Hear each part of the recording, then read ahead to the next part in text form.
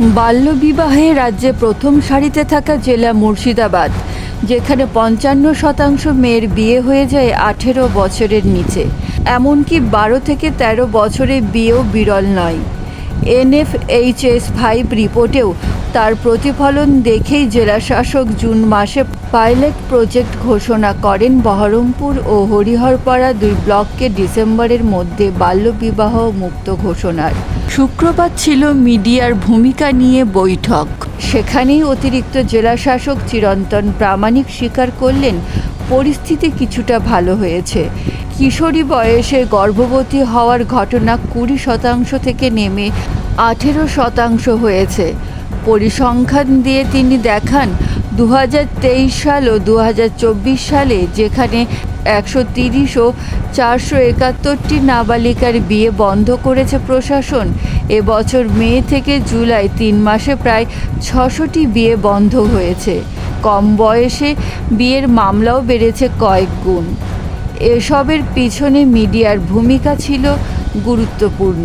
দূরত্বের কারণেই হয়তোবা জঙ্গিপুর পুলিশ জেলায় মামলা কম হয়েছে, তবে সেখানেও আলাদা সেটআপ তৈরি হচ্ছে। ১৪ই আগস্ট জঙ্গিপুরে কন্যাশ্রী দিবস পালনের মাধ্যমে তার সূচনা হবে। এদিনের আলোচনায় ডিআইসিও প্রবাল বসাক, এসডিআইসিও সুবীর সরকার সহ প্রশাসনের কর্তা, এনজিও প্রতিনিধিরা উপস্থিত ছিলেন। হামলা হয়েছিল এক সময়, সে নিজে তার পরিবারের সদস্যরা বাল্যবিবাহের শিকার। এরপরে সে সমগ্র জিনিসটা তাদের স্বামীর এগেনস্টে এফআইআর হচ্ছে বা তারা লিগালি ম্যারেজটা হচ্ছে না, সেই জন্য আমাদের একটা স্পন্সরশিপ গ্র্যান্ট আছে।